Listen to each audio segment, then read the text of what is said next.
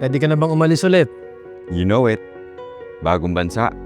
Pero simple naman ang hustle ko for my goal. To secure the future of my family.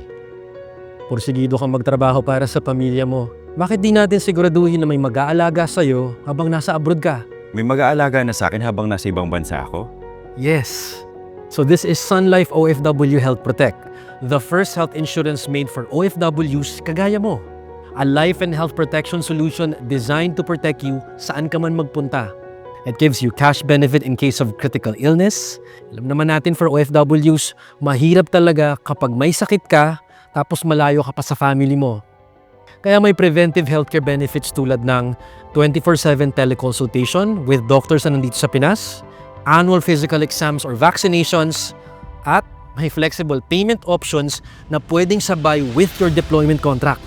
So it means less worry na for my family when I leave because I'm protected.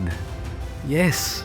Kaya nandito ang Sun Life OFW Health Protect para alagaan ka habang nagtatrabaho ka abroad para sa pamilya mo.